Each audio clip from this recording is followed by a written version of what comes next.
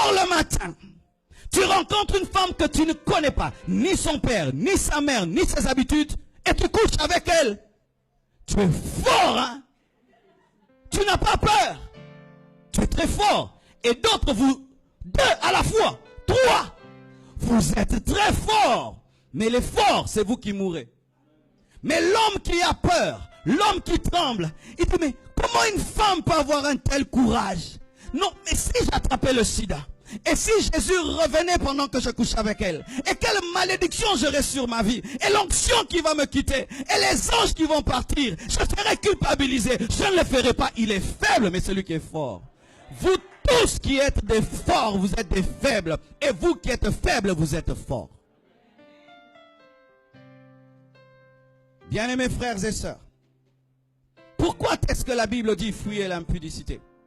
C'est parce que l'impudicité a des graves conséquences. Et excusez-moi, dans ce séminaire, j'appelle le chat par son nom en faisant l'effort d'être pudique au maximum. D'accord?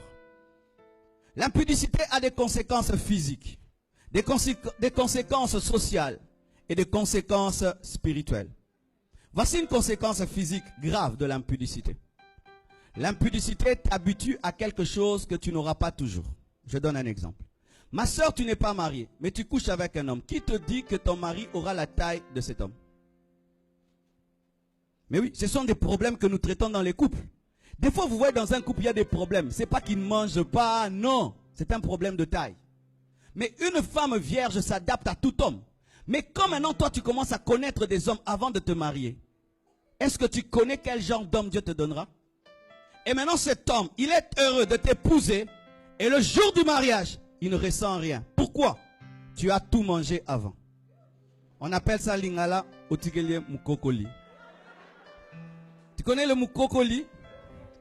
C'est lorsqu'on mange la mangue et la graine qui reste. Alors pendant ton célibat, tu as laissé les hommes tout manger. Et qu'est-ce que tu amènes dans le mariage? Le mukokoli.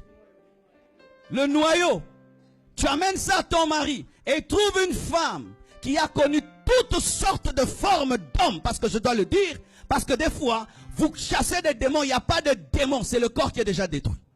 Et là, il faut que Dieu restaure ton corps.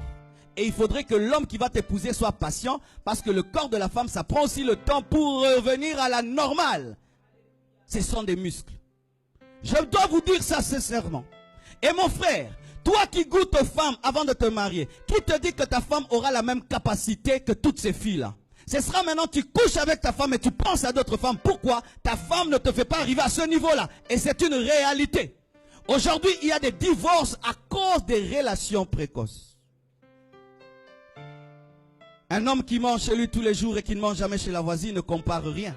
Mais un homme qui mange partout peut comparer le pondu, le riz de gauche et droite. Et lorsque, avant le mariage, tu couches à gauche et à droite, quand tu viens dans le mariage, cela a marqué ton cœur, que tu le veuilles ou pas. C'est un souvenir qui t'a marqué. Surtout, si dans le péché, le diable l'a bien fait. Si tu as été déçu quand tu l'as fait, celui qui viendra peut aider.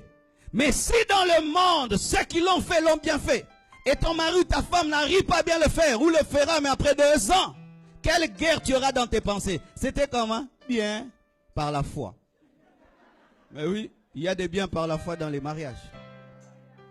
Tu es en train de détruire ton corps. Et qui est en train de détruire ton corps? Un garçon qui ne couche pas qu'avec toi, avec Gisèle, avec tel, mais tu es en train de lui donner ta vie. Mais lui, il sort avec tout le monde. Un homme qui t'aime, te respecte. Et respecter, c'est patienter. Et tous ces hommes qui disent, si tu m'aimes, couche avec moi. Dis-lui, si tu m'aimes, attends encore.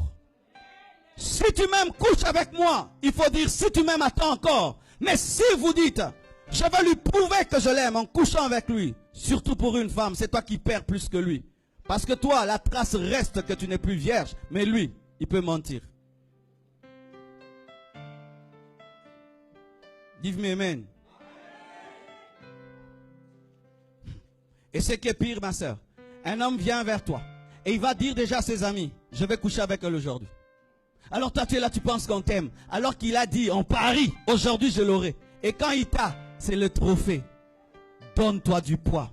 Tu es le temple du Saint-Esprit. Je dis, tu es le temple du Saint-Esprit. Tu n'es pas une prostituée. Tu dois patienter. Seul l'homme qui t'épouse te connaîtra et tu attendras seulement le jour du mariage pour connaître ta femme. Tout ce que vous faites avant détruit vos corps et vous marque et vous empêche d'être marqué.